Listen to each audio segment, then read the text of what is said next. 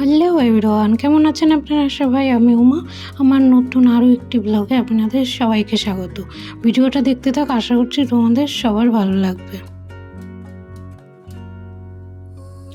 আজকে আমি সন্ধ্যার পরের থেকে ব্লগটা স্টার্ট করেছি, তার একটা কারণ আছে। ব্লগটা দেখতে থাকো, তাহলে পরেই তোমরা বুঝতে পারবে। তো আজকে হচ্ছে এখানের আমরা যেখানে থাকি পুনেতে, পুনে মহারাষ্ট্র বলতে পারো, সেখানে হচ্ছে আজকে গণেশ বিসর্জন। তো সেটারই আর কি হচ্ছে আজকে আসবে, আর আমার হচ্ছে ঘরের সামনে দিয়েই আর কি যাবে। তো সেটা তো আমি তো দেখবো, আর সাথে তোমাদের সাথেও শেয়ার করব ঠিক এখানে কি কি হয়, কত সুন্দরভাবে কত কিছু করে এখানে। তো সেটাও তোমাদের সাথে আমি শেয়ার করব। তো তোমরা দেখতে থাকো, আশা করছি পুরো ব্লগটা তোমরা এনজয় করবে। তো এখানে আমি রাতে রান্না বসিয়ে দিয়েছি, একটু আগে থাকতে বসিয়েছি, কারণ যেহেতু বাইরে আজকে আসবে, বেরোবে তো সব গণেশজিগুলো, ওর জন্য আর কি। তো আমি ভাবলাম যে আমি তাড়াতাড়ি রাতে রান্নাটা আর কি হচ্ছে কমপ্লিট করে ফেলি, নাই তো আবার ওইদিকে যদি গিয়ে দাঁড়ায় তাহলে পর আবার হয়তো আমার রাতের রান্নাটা করতে দেরি হয়ে যাবে, আমার হাজব্যান্ড আসার টাইম হয়ে যাবে। আর তোমরা কে কে বাড়িতে গণেশ পুজো করো একটু আমাকে জানিও তো। অবশ্যই এখন বেশিরভাগ মানুষই হয়তো আমার জানা মতে যে সবাই গণেশ পুজো করে বাড়িতে। আগে কিন্তু গণেশ পুজোর আর কি চলটা ঠিক এতটা ছিল না, আমি আমার ছোটোবেলাতে অতটা দেখিনি। ওই দোকানে পুজো হতো যখন, তখনই আর কি বেশিরভাগ দেখেছি গণেশ পুজো আর কি, লক্ষ্মী গণেশের সেরকম কিন্তু একটা আমি দেখিনি, কিন্তু এখন কিন্তু বেশ অনেক জায়গায় দেখা যায়। তো যাই হোক, আমার ঘরে আসলে গণেশজি আছে, তবে এই বছর আমি তেমন কোনো কিছু একটা করতে পারিনি। তো চলো তোমাদের দেখাই আমি এখন কি কি রান্না করছি।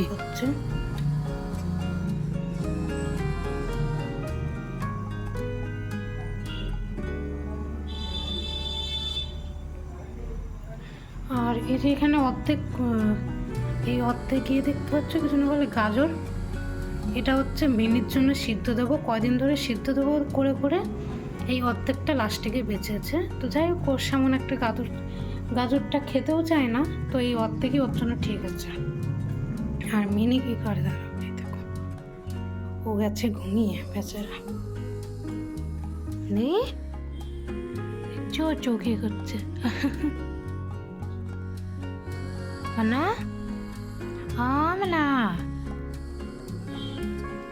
আর কি করবে, ওর জন্য এখন ঘুমাচ্ছে, ঘুমাক, আমি আবার রান্নাটা সেরে ফেলি। তো তোমাদের সাথে শেয়ার করলাম, ওইগুলো ভাজবো, আর এদিকে হচ্ছে আমি গাজরটুকুনি সিদ্ধ দেবো, অর্ধেকটা বলতে পারো আমি আর কি। আজকে না, কালকে রাতে আমি কিছু একটা বানিয়েছিলাম, কিছুটা গাজর ওর মধ্যে আমি অ্যাড করেছিলাম, আর অর্ধেকটা ভেবেছিলাম রাতে ভাতের ভিতর দিয়ে দেবো সিদ্ধ দিয়ে, কিন্তু আমার না আর খেয়াল ছিল না। আর এমনিও তো যেন গাজর যদি এমনি সিদ্ধ করি না, ভালো করে সিদ্ধ হয় না, কেমন যেন দলা দলা পেকে থাকে, গোটা গোটা থাকে আর কি। আর মিনি সেটা খেতে চায় না, সব ফেলে দেয়। এমনি তো ও গাজর পাজর খায় না, আমি জোর করে মাংসের সাথে মিশিয়ে দিয়ে খাওয়াই, তারপরে যদি মুখে বাঁধে সবটাই ফেলে। ওর জন্যই আর কি হচ্ছে এই পদ্ধতি এখন আমি অবলম্বন করে চলি বলতে পারো। এখন যখনই ওকে আমি গাজর খাওয়াই, তখনই আর কি হচ্ছে আমি ভাতের ভিতর দিয়ে দিই, ওটার সাথে আরামসে পুরোপুরি বয়েল হয়ে যায়, কোনো রকম সমস্যা হয় না, ওটা আর কি পুরোপুরি ম্যাশ হয়ে যায় আর কি আলুর মতন। আর বাকি যদি অন্য কিছু, যখন ব্রোকলি वगैरह নিয়ে আসি না, ব্রোকলি মিষ্টি কুমড়ো যখন নিয়ে আসি, তখন আর কি এমনিই সিদ্ধ করে দিই, ওইগুলো হচ্ছে নরম, তো বেশ ভালোভাবে আর কি হচ্ছে সিদ্ধ হয়ে যায়। আর দেখো, তোমাদের সাথে গল্প করতে করতে আমার কিন্তু সমস্ত রান্নাবান্না কমপ্লিট হয়ে গেছে। এইদিকে তো দেখলে আমি ভাজাগুলো সব কিছু ভেজে নিয়েছি, আর হচ্ছে এদিকে আমার ডালটাও কমপ্লিট হয়ে গেছে। পেঁপে দিয়ে ডাল করেছি, পেঁপেটা অনেক কয়দিন পরে পেয়েছিলাম, তো ভাবলাম ওর জন্য এখনও কিছুটা রয়েছে, অর্ধেক রয়েছে, আর অর্ধেকটা এখন আমি ডাল রান্না করেছি। কালকে আমি ঘন্ট নাই কিছু একটা করে ফেলবো। আর দেখো এইদিকে যে এই গিলাসটার ভিতরে আমি তেল তুলে রেখেছিলাম, এটার কথা আমার মনেই নেই।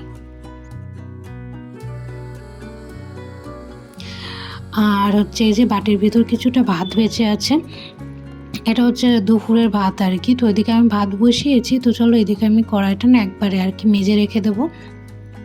আর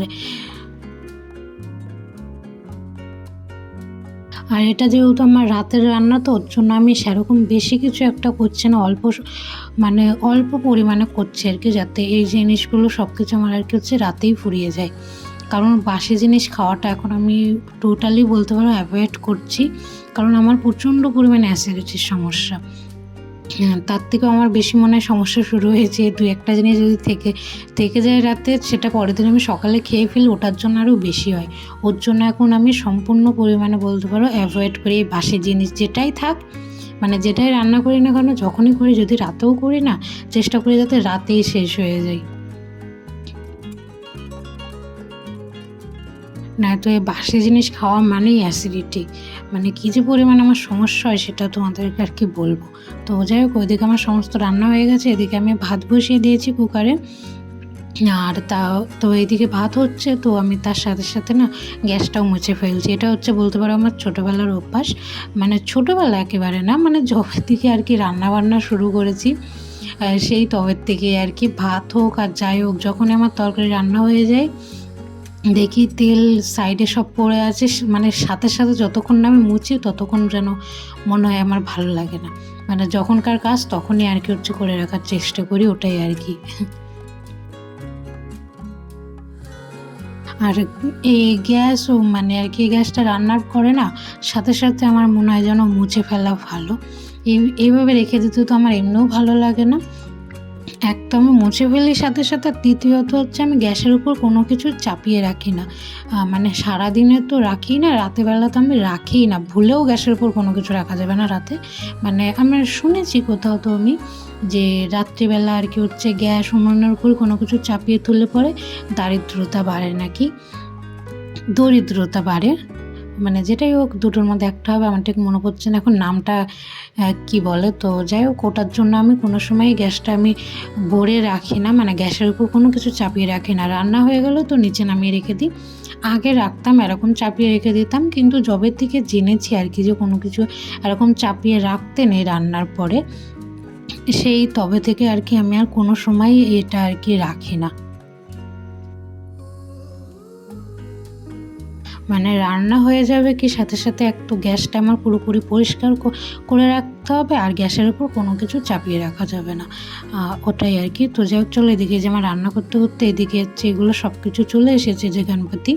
তো এই যে আমি না গণপতিটাকে খুঁজে বেড়াচ্ছি, মানে গণপতি বাপ্পাকে খুঁজছি, যে গণপতি বাপ্পা কই, সামনে চলে গেল নাকি, মানে এদিকে তো সবাই যে দেখতেই পাচ্ছে ডাঙ্কা বাজাচ্ছে, সব কিছু করছে। প্রথমে ভাবছিলাম যে মনে হয় চলেই গেছে, মানে ওইদিকে আমি রান্না করছিলাম তো বেশ অনেকক্ষণ ধরে আওয়াজ হচ্ছিল, তো আমি বুঝতে পারছিলাম না যে গণপতিটা ঠিক কোথায় আছে। তো চলো দেখি।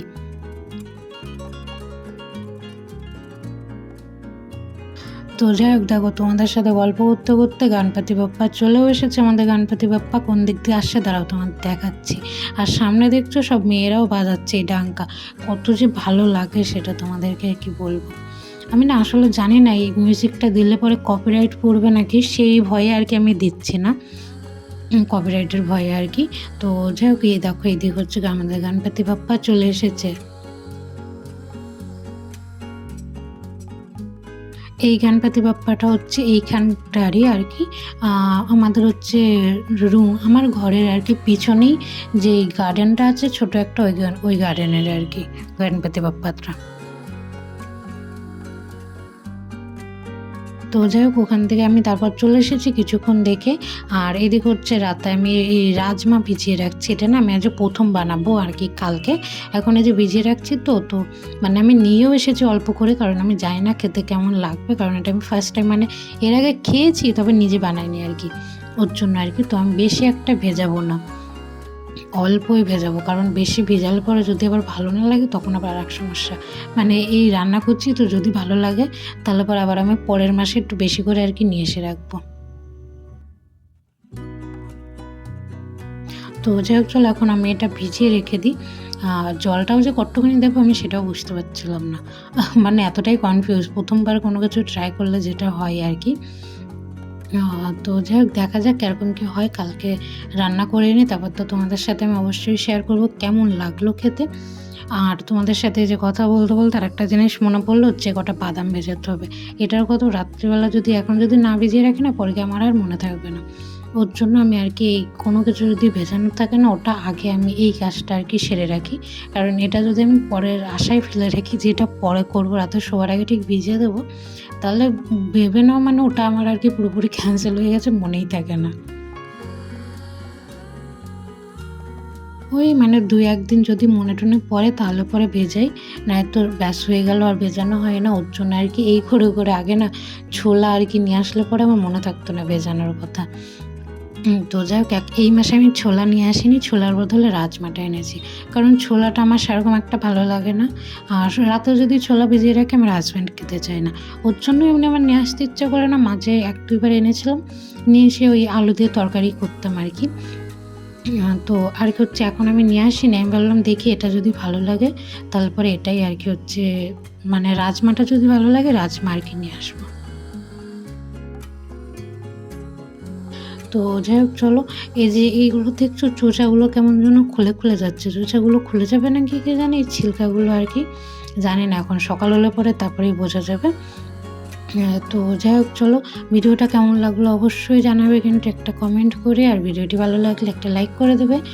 আর চ্যানেলটা সাবস্ক্রাইব করা না থাকলে একটু সাবস্ক্রাইব করে আমার পাশে থেকো, একটু সাপোর্ট করো তোমরা আমাকে। তো চলো আজকের মতো বাই বাই।